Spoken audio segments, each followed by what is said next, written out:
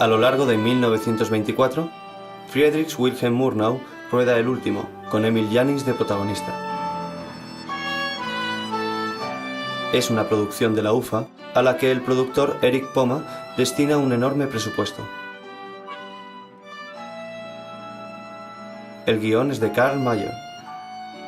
Inspirada en El abrigo, de Nikolai Gogol, El último es una fábula antimilitarista sobre la desmesurada importancia que se da a los uniformes. Die Uniform ist ja auch übertrieben, nicht? Das sieht man doch, das soll ja so sein, der kleine Mann, der also nun da die Uniform hat und sich als was Tolles fühlt, ja? Das ist schon so gemeint, nicht? Und als er sie dann nicht mehr hat, fühlt er sich erstmal schrecklich, nicht? Und dann kann man eben lernen, dass das nicht so ist, nicht? Narra la historia de un portero de hotel que con su flamante uniforme se siente la persona más importante en el mísero barrio en que vive. Pero al ser demasiado viejo, se le despoja de su uniforme y se le destina a trabajar en los lavabos. Por la noche, el hombre roba el uniforme para poder presentarse con él en la vecindad. Tiene lugar un acontecimiento, la boda de su sobrina. Y de nuevo el portero será el centro de atención con su imponente uniforme.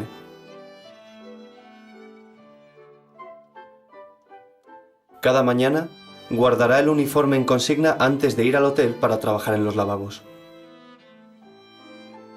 Pero un día se descubrirá el engaño y el hombre se sentirá acabado y perderá el deseo de vivir. El actor Emil Jannings, apoyado por Murnau, hizo añadir un epílogo con final feliz que refuerza el sentido antimilitarista de la historia. El hombre recibe una inesperada herencia y es ahora más respetado que antes, descubriendo que el uniforme no tenía ninguna importancia y que es el dinero el que da el poder.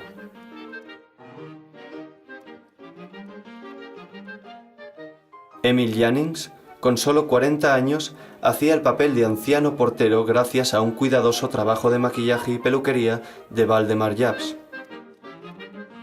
Durante 180 jornadas de rodaje, Jabs dedicó más de 2 horas diarias a colocar la peluca y la barba postiza de Jannings.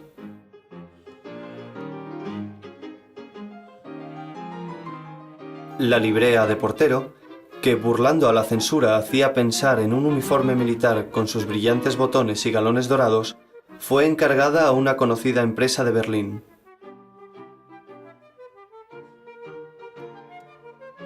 La actriz Mali Delschaft hacía el papel de la sobrina del portero. E intervenían maravillosos actores secundarios como Emily Kurz o George Young. Pero la película estaba diseñada para el lucimiento de Emil Jannings, el actor más cotizado de la época en Alemania.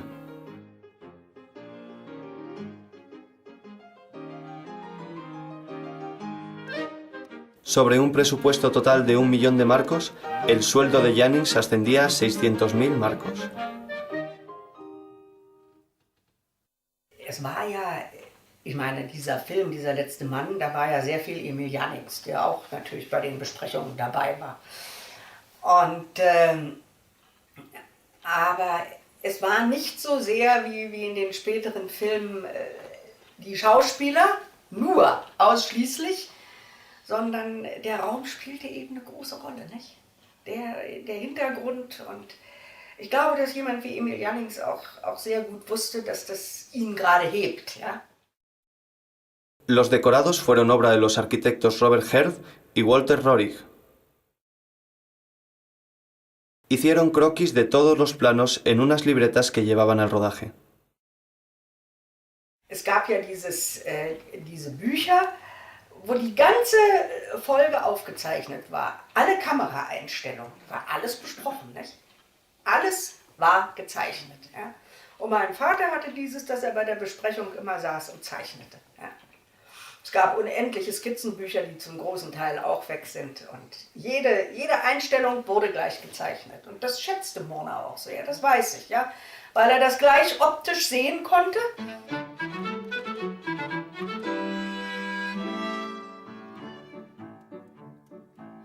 En esos croquis, Desde luego se mostraban los decorados,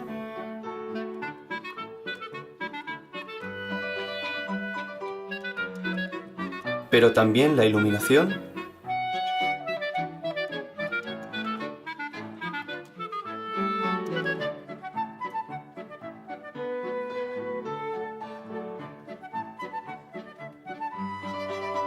los encuadres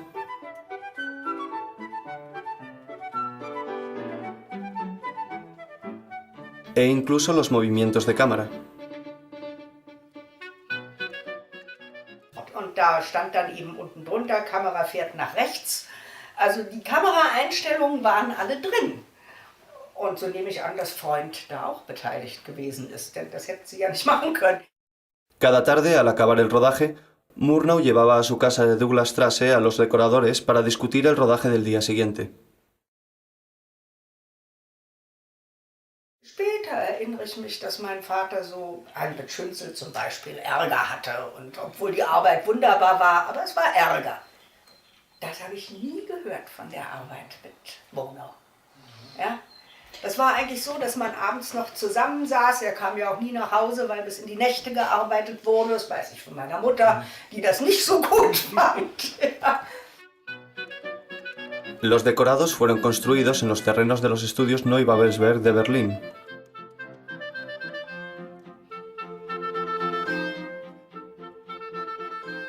La prensa internacional se hizo eco de la espectacular construcción de la calle y fachada del hotel y de los métodos de rodaje, con un equipo de bomberos que imitaba la lluvia lanzando a gran altura agua por sus mangueras.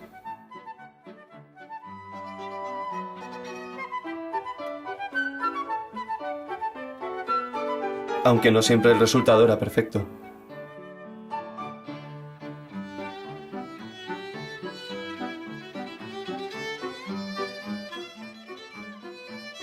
Aquí vemos cómo se rueda un plano de un portero llamando a un taxi.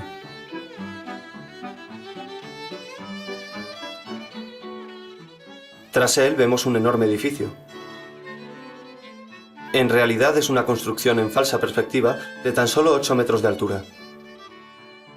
La ilusión óptica de la perspectiva permitía que un decorado de pequeño tamaño pareciera un enorme rascacielos.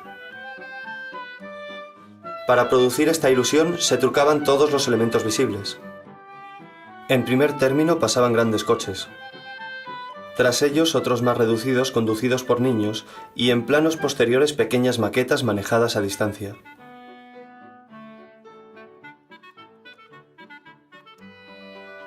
A la izquierda vemos un coche en miniatura. Delante pasan otros algo más grandes.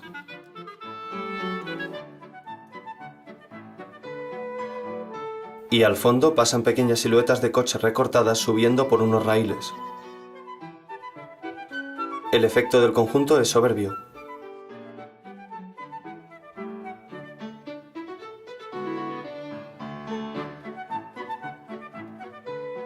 También se trucaba la figuración. Aquí vemos coches de apenas 30 centímetros y siluetas de gente que eran pequeñas figuras que avanzaban por raíles.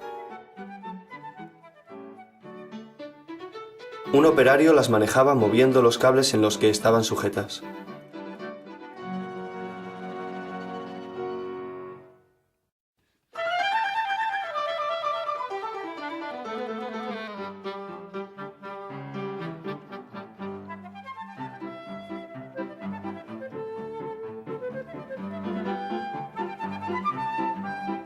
Las figuras y los coches en miniatura producen una ilusión de profundidad extraordinaria que es reforzada por la luz y los reflejos en el agua.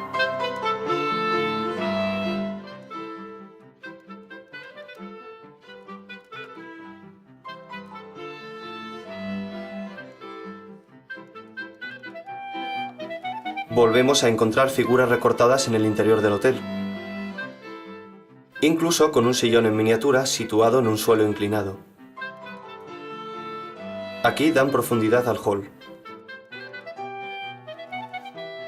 La estación de ferrocarril era una maqueta en falsa perspectiva con figuras recortadas.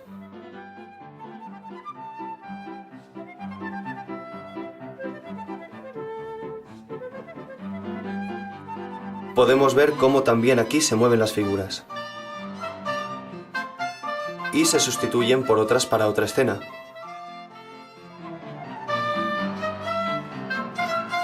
El tren que cruza el decorado es también una miniatura. Era un auténtico tren a vapor, aunque, como vemos abajo, el vapor no era siempre visible.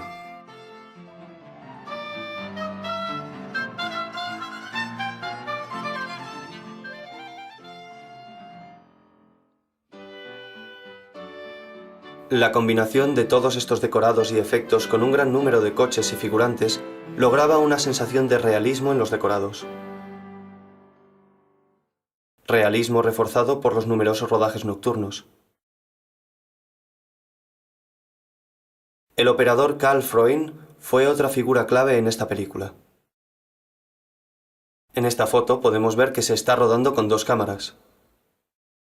La silueta negra rectangular que aparece semioculta tras la cámara es la bolsa característica del magazín de una cámara Pathé industrial.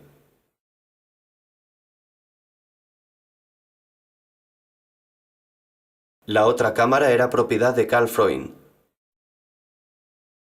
una Stahhoff construida en Berlín.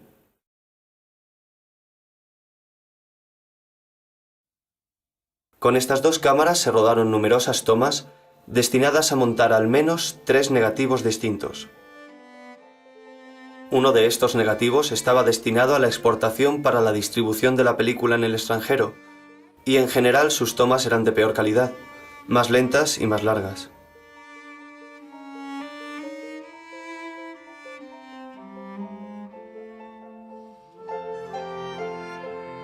Esta versión pudo verse en países como Inglaterra, España, Italia y Francia, donde el distribuidor Louis Aubert hizo preparar un acompañamiento musical. Se montó otro negativo para Estados Unidos y desde luego otro para Alemania. La calidad de las tomas era muy distinta en cada negativo.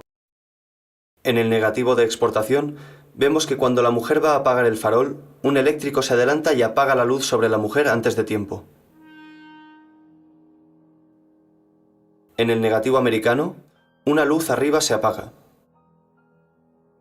Y esta vez el apagado de la luz sobre la mujer se retrasa un poco.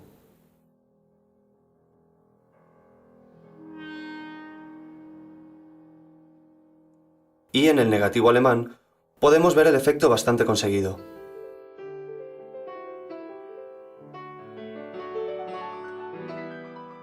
El negativo de exportación está lleno de defectos. Aquí el plano es demasiado general para un momento dramático esencial, en el que se sugiere la degradación militar del portero.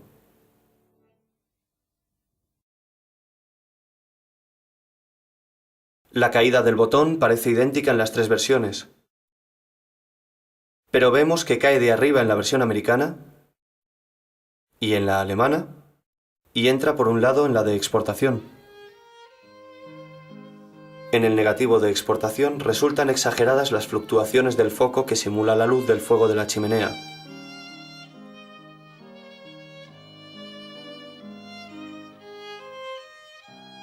En el negativo alemán, el efecto es mucho más realista.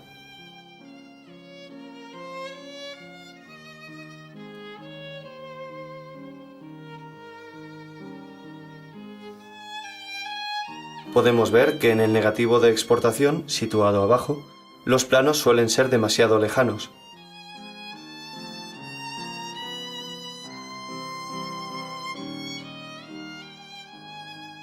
Aquí de nuevo el plano es demasiado general, perdiéndose los detalles de la interpretación.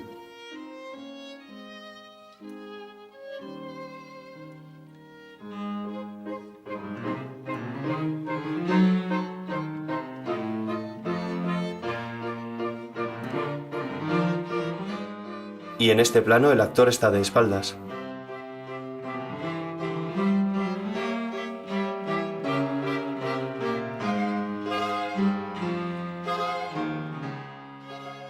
A veces es la luz la que cambia.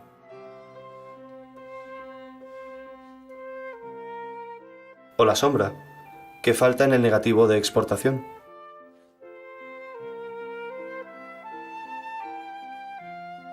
En este trucaje es el negativo americano el que es diferente. Se repetían muchos rodajes para mejorarlos. Wenn ich mich an das erinnere, was über diese Arbeit mit Murnau erzählt wurde und mit dem ganzen Team, das waren eigentlich weniger Reibereien. Und wenn, dann wurden sie eben so mehr auf humorvolle Art und Weise erledigt. Ja? Es war mehr, dass man das zusammen entwickelt hat. Freund utilizó vidrios untados con vaselina para producir imágenes turbias. Dejando una parte del vidrio limpio y moviéndolo, lograba que la imagen se volviera nítida. Aquí vemos el resultado.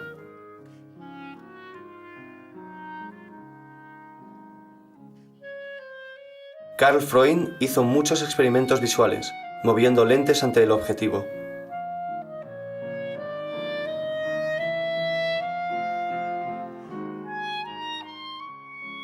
A veces los bordes de esas lentes son muy visibles.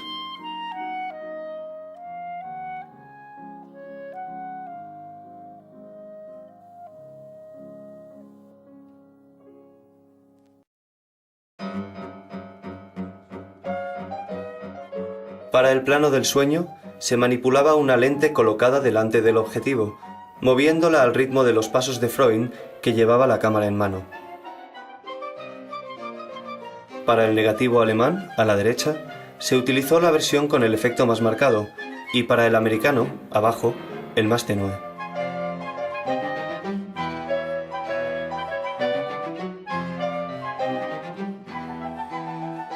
Pero la gran novedad revolucionaria de esta película fueron precisamente sus movimientos de cámara.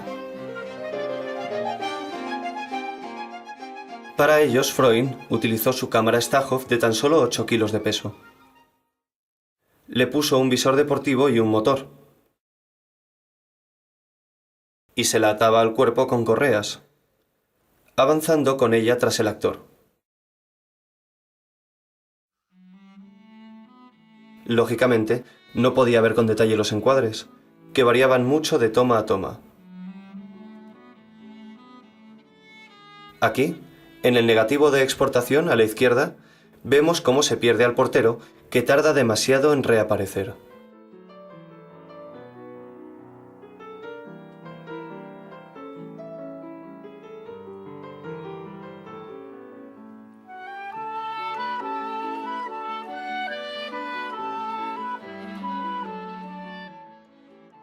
Pero el resultado era magnífico. Por primera vez, el espectador tenía la sensación de seguir al actor, adentrándose con él en el decorado.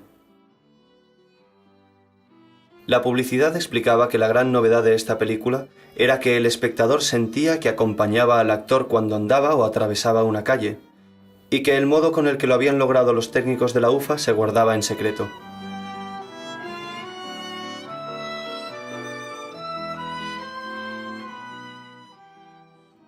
Aquí, la cámara adelantaba a Jannings y el plano se convertía en subjetivo, para más tarde recuperar al actor.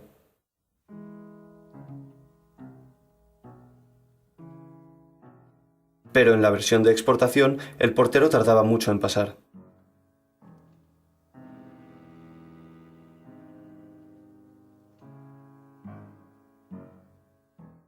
Freund seguía con su cámara a Jannings, caminando incluso de espaldas, como en este complicado plano en el que los figurantes tenían que sincronizar sus movimientos con su entrada en cuadro.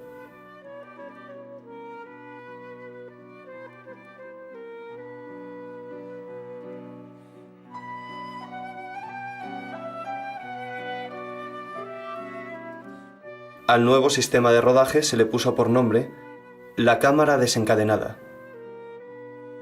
Para lograr algunos movimientos, se diseñaron complejos sistemas, como este puente montado sobre el decorado del patio de la vecindad. De él colgaba un soporte para la cámara, manejada por el ayudante de cámara Robert Baberske, de poco peso y pequeño tamaño. Con este sistema se fotografió lo que llamaron el sonido volador. La cámara parecía seguir el sonido de una trompeta.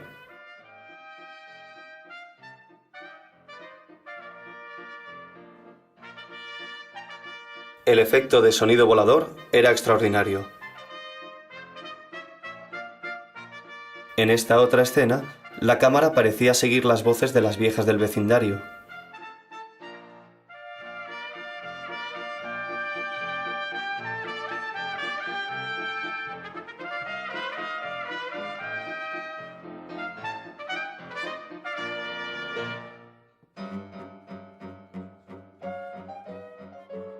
Se construyó esta plataforma móvil para la borrachera del portero.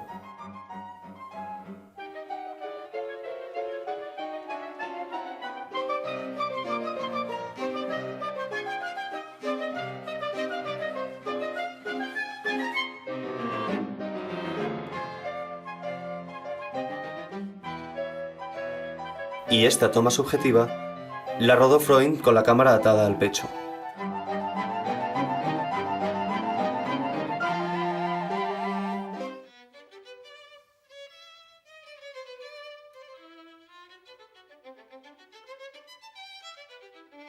Para rodar este plano se utilizó una plataforma con ruedas de caucho.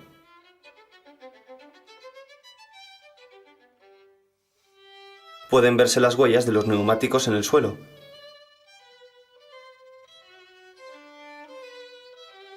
Y aún hay más huellas en esta toma, rodada más tarde. Pero para la época el efecto era sorprendente. Y años después todos se atribuyeron estos hallazgos. Karl Mayer, Robert Herl y hasta Ulmer, que era un simple ayudante de 24 años. Freund nos ha dejado algunas explicaciones no muy fiables. Según él, todo empezó con este plano. Se puso la cámara en una escalera de incendios para poder aproximarse a la mujer.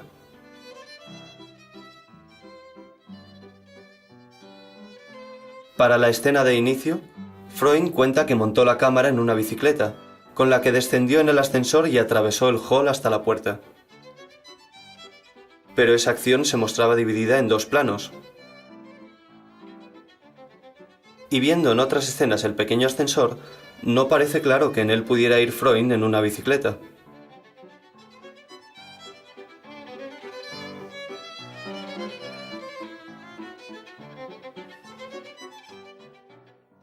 El plano de acercamiento a la puerta nos reserva una sorpresa. Si nos fijamos en la puerta de la derecha, vemos el reflejo del equipo de rodaje. Si lo pasamos más despacio, podremos verlo mejor.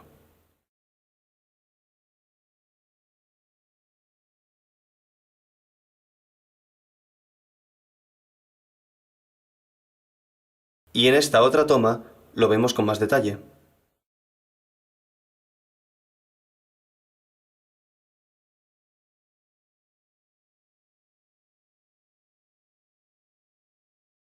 Y también hay reflejos frontales.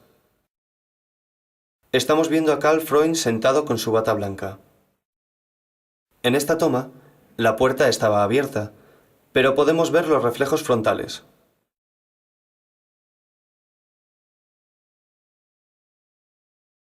De nuevo es Freund sentado, rodando con la cabeza cubierta por un paño negro. El mismo paño negro que utilizaba habitualmente para poder ver por el poco luminoso visor de su cámara.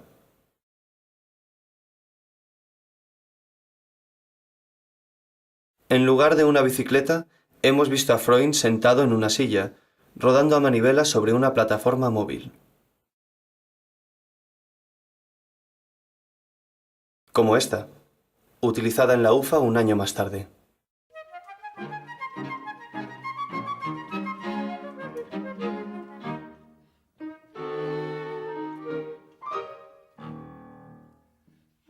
Con esa plataforma se rodaron complejos movimientos con los que Pomer y los directivos de la UFA, que pretendían utilizar esta película para penetrar en el difícil mercado americano, consiguieron sorprender y deslumbrar a los grandes productores y técnicos de Hollywood, que no entendían cómo habían sido rodados esos planos.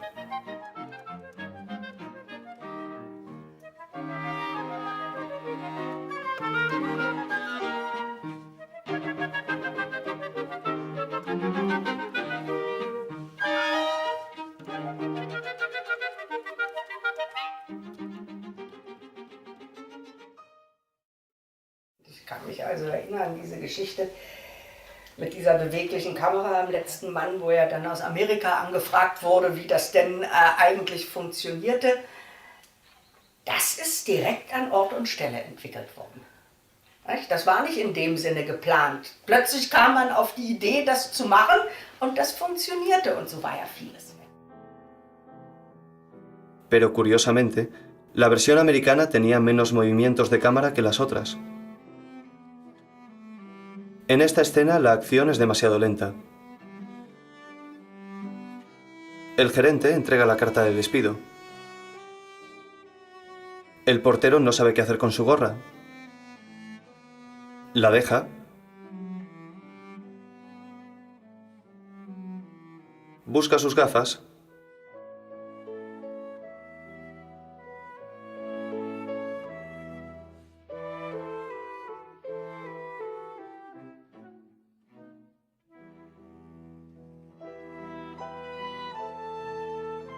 Se las pone.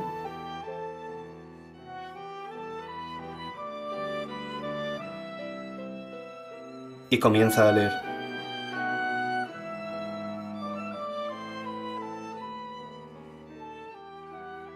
Y en ese momento la cámara avanza y parece atravesar los cristales, mediante una sobreimpresión que se nota demasiado.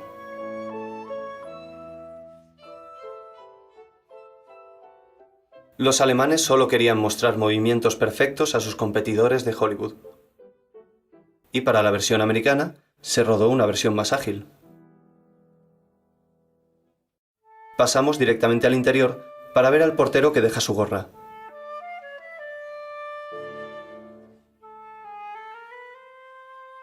Y mediante un plano del gerente, se suprime la búsqueda de las gafas. Y se pasa directamente a la lectura. Murnau viajó a Nueva York y presentó allí personalmente el 5 de diciembre de 1924 la película, en el cine Criterion, con el título The Last Man, ante un público selecto de ejecutivos de grandes estudios de Hollywood. Murnau recibió una oferta de William Fox para rodar una película en Estados Unidos, pero la UFA solo logró distribuir allí 2 películas ese año. Carl Laemmle, de Universal, estrenó la película en enero de 1925 con el título The Last Log, por ya existir otra película americana con el título The Last Man, dirigida por Frederick Reil Jr.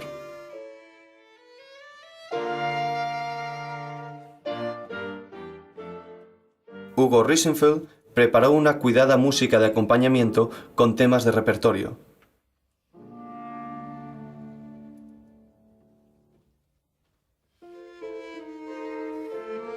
En Berlín, la película se estrenó el 23 de diciembre de 1924 con música de Giuseppe Becce, siguiendo indicaciones de Murnau.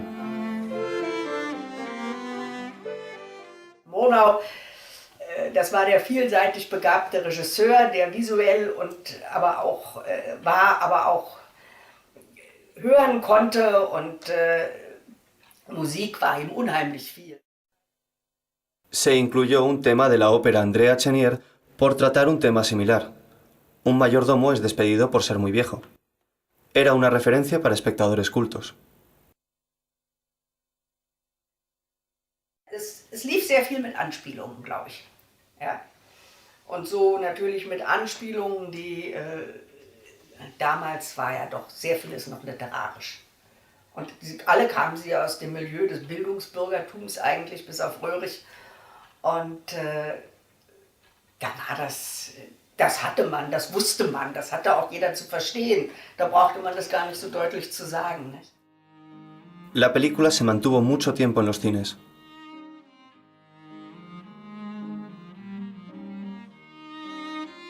La UFA preparó una cuidada publicidad.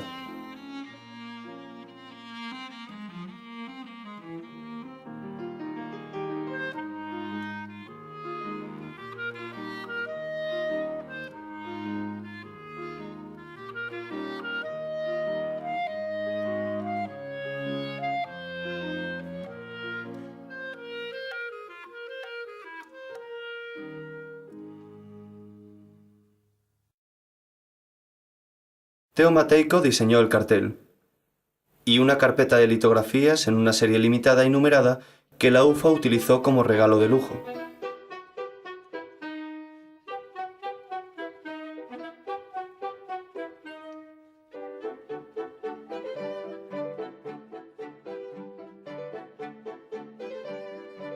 Matejko se basó en las fotografías realizadas durante el rodaje por el fotógrafo Hans Natschke.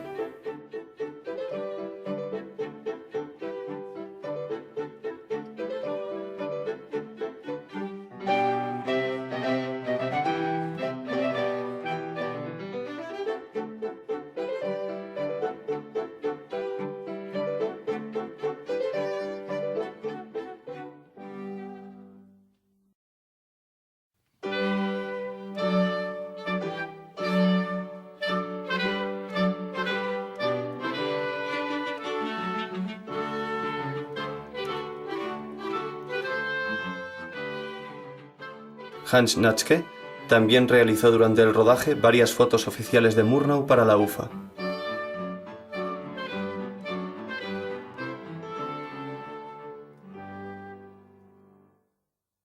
De el último existen diversos materiales.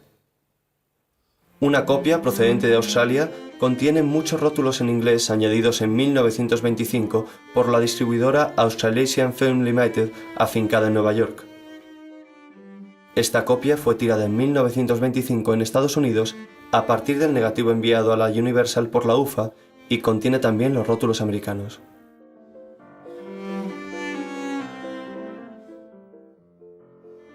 En el MoMA de Nueva York se conserva una copia que fue ampliamente distribuida a partir de los años 40 por Estados Unidos y de la que se tiraron duplicados para las filmotecas de Londres, París y Wiesbaden. La copia no procede de la distribución en Estados Unidos. Fue adquirida directamente a la UFA en 1936 para formar parte de una colección de clásicos del cine mudo. Podemos ver que la copia está tirada directamente por la UFA en Alemania sobre material AGFA.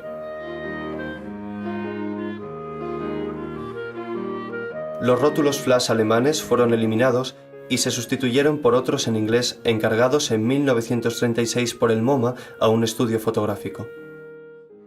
Se realizaron con ventanilla sonora y en material diacetato, considerado en la época de seguridad, pero que se ha descompuesto con el paso del tiempo.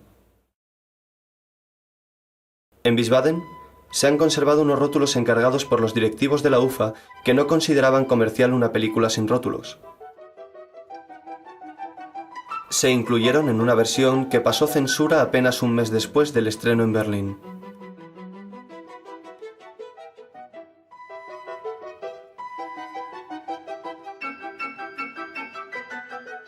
Se ha conservado también un negativo original completo en el Bundesarchiv de Berlín. Es el original negativo 704, procedente de los archivos de Berlín Este. Podemos encontrarlo en las antiguas fichas de esos archivos. Es por lo tanto uno de los materiales que los rusos encontraron en los almacenes de la UFA al entrar en Berlín en 1945.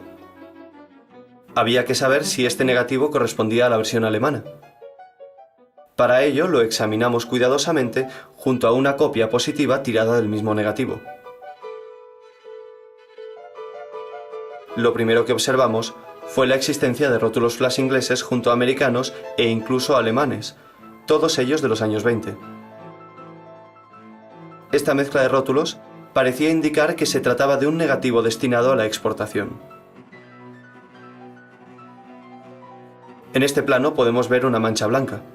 Si lo pasamos despacio y detenemos la imagen, vemos que hay algo escrito.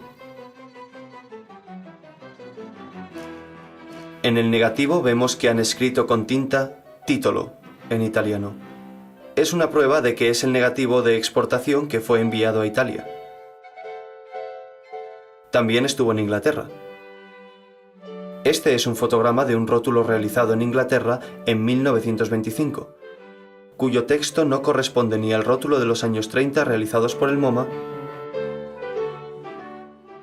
ni al rótulo original americano, que encontramos en la copia australiana y que es similar al original alemán.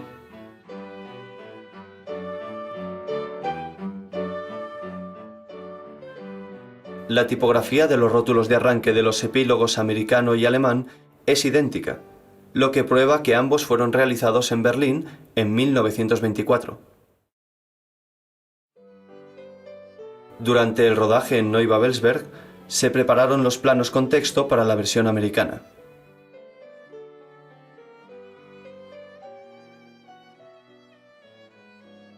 Pero en 1936, el MoMA se vio obligado a hacer otros rótulos, porque los que llegaron en la copia comprada a la UFA eran alemanes. ¿Quiere decir eso que la versión del MoMA es la alemana y que el original negativo 704 es el de exportación? No exactamente. En Lausanne se conserva una copia procedente de la distribución en Suiza en los años 20, que fue tirada del negativo alemán. Es la única que contiene los rótulos primitivos alemanes, que son similares a los americanos de la copia australiana. Si comparamos sus imágenes con las de los otros materiales conservados, descubrimos que la mitad de los planos de la copia suiza son idénticos a los de la copia del MoMA, mientras que el resto proceden del original negativo 704. La explicación es que en los años 30, antes del tiraje de la copia del MoMA, la UFA había remontado, entremezclándolos, el negativo alemán y el de exportación. La copia del MoMA y el original negativo 704 son el resultado de ese remontaje y contienen, repartidos entre ambos, todos los planos de los dos negativos primitivos. El trabajo de restauración consistía en separar los planos correspondientes a cada negativo para volver a montarlos tal y como estaban en 1924. Para ello han sido de gran ayuda las anotaciones escritas en el negativo por las montadoras de la UFA y algunos de sus descuidos. Los planos se rodaban con una claqueta en la que figuraba el número con el que la escena estaba identificada en el guión.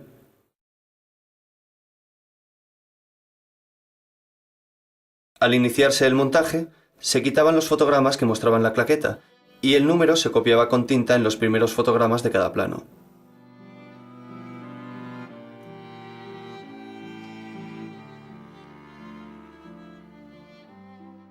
Una vez montada una copia por el director, se montaba el negativo.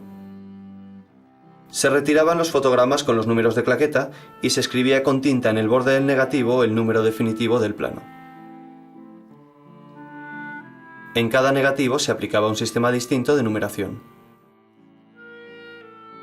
Unos se numeraban desde el inicio hasta el final de la película con un número seguido por un punto. Y en otros la numeración recomenzaba en cada acto anotándose el número de acto tras el número de orden.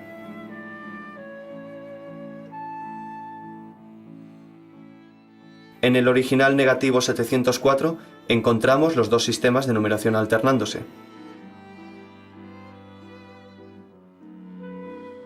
Y todos los planos presentes en la copia suiza siguen el sistema de números seguidos por un punto.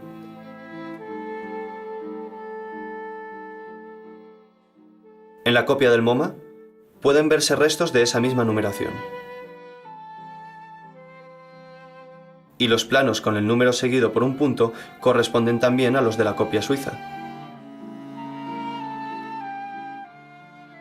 Todos los planos numerados así pertenecían al negativo alemán, y todos los planos con número de acto al negativo de exportación. Una vez reconstruidas las tres versiones, podía verse que en el negativo de exportación, aquí a la derecha, estaban siempre los planos de peor calidad.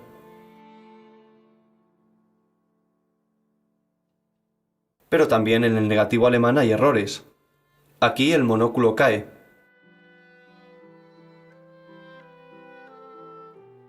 Y aquí la acción se repite. Pero este plano no es el original. Es un duplicado realizado por la UFA a partir del negativo americano para reemplazar el plano original deteriorado. Aunque cometieron un error al copiar este plano. ¿Cuándo deberían haber copiado este? Existen otros duplicados de la época que hay que mantener en la película al haberse perdido los originales. Pero ahora la versión alemana de El Último está razonablemente completa.